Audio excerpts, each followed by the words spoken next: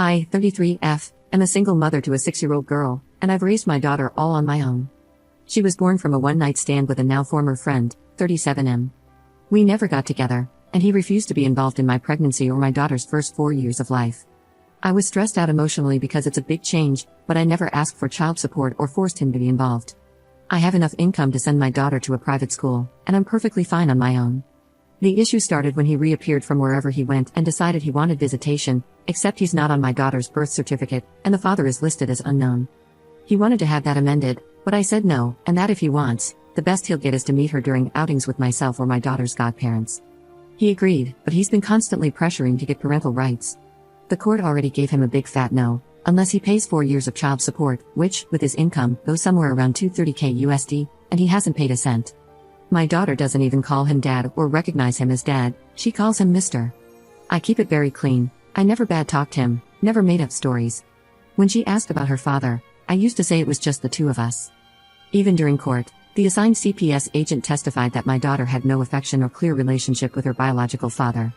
Now, the main issue happened in a parent-teacher association meeting. He would say things like my family thinks or what is best for my family. I didn't agree with him, and I voiced my disagreement by saying my daughter has different needs and those are a priority. He was clearly angry. After the meeting, there was a moment for teachers and parents to mingle and just talk about how the kids are doing. One of the teachers approached me to apologize, saying she didn't know my husband and I didn't like a project she was doing with the kids. I told her I had no husband and my daughter loved the project and wanted to be a part of it. The teacher then told me that my former friend was going around talking like he's my husband and he represents the family. I was livid, and I walked up to him and very loudly told him we needed to talk in private. In the parking lot, I told him we were not a family and that he either will respect that I am the only one who can make decisions about my daughter's education, or he won't be involved. He went on about being her biological father, then I reminded him he had not paid a cent for the pregnancy, my daughter's needs, or even the private school my daughter is in. He hasn't tried to see my daughter since, which she doesn't mind at all, and I did ask her by the way. I do feel a bit bad about what I said. Edit. I wanted to add this because the PMs are driving me insane. He has the money to pay child support, but he chose not to pay. He was never prohibited from being involved. He had my phone number, and I sent him pictures and invited him to birthdays and other big celebrations, but he never came. Also, we are not in the US. Update 1. I'm going to preface this by saying my daughter's father, whom I'll refer to as Jeff, has never been my romantic partner. It was a one-night stand. I don't like people calling him my ex, since it makes it seem we had some kind of emotional attachment. He was never involved after I told him I was pregnant and actually wanted me to terminate the pregnancy, but I decided to raise my child alone since I have enough money to raise her without child support. For the entire pregnancy and the first 4 years, Jeff was not in the picture. On my mother's recommendation, I did send him pictures and invited him to special events, but he always replied that he had no interest in my daughter. 2 years ago, he reappeared and began demanding parental rights. When I didn't do what he wanted, he sued and was told no, he was not getting parental rights. He was given the offer to pay child support, and then we can revisit giving him actual rights, but he has refused. He has the money, much more than me, but he refuses. I still offered to let him see my daughter in a casual manner, no child support needed, with the agreement that anything legal, medical, or educational will not involve him. He pushed the boundaries and we had a fallout. After that, we didn't hear from him for almost 6 weeks before he called to meet for Christmas. After much discussion, I agreed to bring my daughter over on the condition that my daughter's godparents could come. Thus, we went over for Christmas dinner, and that is when I found out Jeff is married and had never told his family he had a child. It was great to be judged by a bunch of strangers, but if I'm being honest, it was uncomfortable the entire time. I'm going to use fake names, but let's say my daughter's name is Katie. His wife kept calling my daughter Gabrielle, not the actual name she used, but it was that different from my daughter's name. The wife was also very physical, trying to pick up my daughter or parent her. I would block her or tell her to please let me deal with my child. The entire time she pretty much ignored me, but Katie didn't seem nervous, so I decided to just bide my time. I hit my limit when my daughter said she needed the bathroom, and this stranger went, "Oh Gabby, you need the potty? Let mommy change you." My daughter hasn't worn diapers in a while now, and she's more than capable of going alone to the bathroom. I immediately told her to stay away from my daughter and that we were leaving. The woman started wailing that I was kidnapping her baby girl and tried to lunge at me. Her in-laws got in the middle and held her, consoling her and saying that we weren't leaving and for her to calm down as if she were the victim. At that point, I just glared at Jeff and told him he'd better explain, or I would be calling the police. He asked me to speak in private in another room and that I could just leave my daughter with his parents. No way that would ever happen. Katie's godparents took her with them despite the wife having a full meltdown. Jeff and I spoke outside, and he explained that he and his wife recently lost a daughter. I'm not going to give specific details on that, all I'll say is it was sudden and nobody's fault. As I can only imagine, it had caused some psychological issues for his wife. Apparently, he had the brilliant idea that having Katie pass as their lost child would help his wife, without telling me. That's why he wanted visitations and parental rights. He pleaded for me to leave my daughter with him for a little bit. I asked him what his plan was when his wife heals. His response was disgusting. Well, I'll just send Katie back with you, and it will be just like before. I told him he was insane if he thought I would let him use my daughter like that. What his wife needs is therapy with a professional, not feeding her delusions.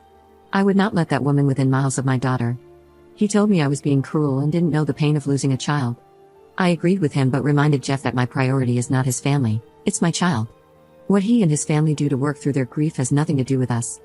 I also told him to call his lawyer because I am making sure he never has contact with my child. So that's what I'm bracing for. He's been blasting my phone since Christmas, but I can easily ignore him, and my daughter and I are doing a small travel vacation in the meantime. Update 2. Hey everyone, I decided to post a final update since I will be going silent for a long period. For those who didn't know, I'm currently dealing with my daughter's father and his delusions. He wants to use my daughter as a therapy doll for his wife, who recently lost a child. A lot of people were worried about my daughter and me, and I truly appreciate it. We're both safe. She's currently having a great vacation with her godparents, and I'm making my own arrangements to move on. My lawyer is working hard to keep everything in order. I know a cease and desist was his first action, and we are going for no contact.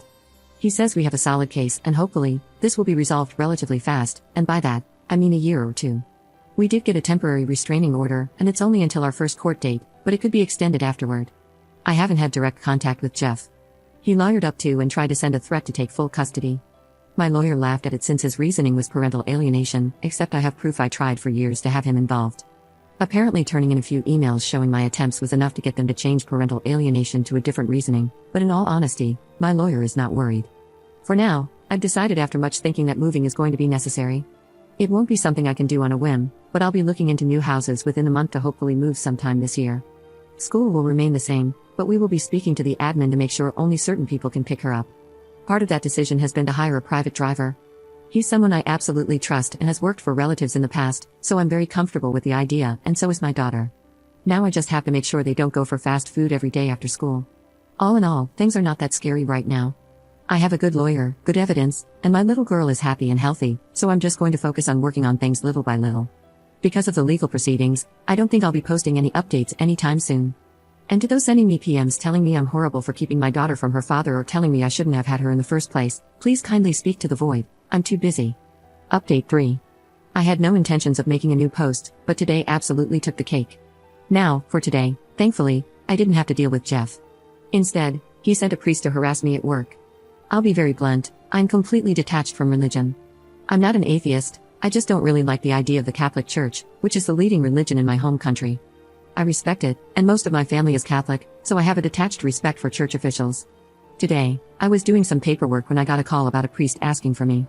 I didn't have any meetings scheduled, and a lot of times we get visits from clergy asking for donations or participation in events, so I figured that was it. I told the secretary to let him in, and things at first seemed rather polite, shaking hands, asking how things were, the usual chit-chat.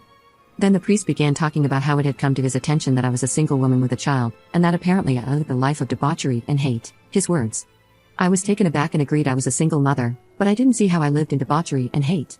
The priest then went on about how he knew my daughter is prohibited from spending time with her father, and that I'm constantly sleeping around with men instead of living a godly life. He was worried and thought it would be best if I considered giving my daughter a chance to live with a proper family rather than seeing me sell myself. Angry was an understatement. I did keep it civil simply because I was at work, and I had no intentions of screaming at a religious man at work. I simply told him that my daughter was fine with me, she lived a safe and happy life, my personal affairs were my own, and that I had no intentions of sending her to another household. I told him that if there was nothing else, he should probably leave as I had other things to attend to. He then showed his hand, and that's how I knew it was Jeff's doing. The priest told me he didn't think my daughter would be a happy child with me, but her father was well respected in his church, and he knew he would raise a proper Christian lady. At that, I laughed and simply said no. I once again recommended he leave, and if he didn't, I would be calling security. He left, saying he would try to speak to me again when I'm not being hysterical. I told my secretary and our security not to let him into my office again and called my lawyer. I don't have audio, but we do have security footage of him walking into my office. Thank you again to everyone sending well wishes in my previous post. We are still working on that move, but school is back, and she's loving it. We still have that temporary restraining order against Jeff and his wife, and school officials know about it.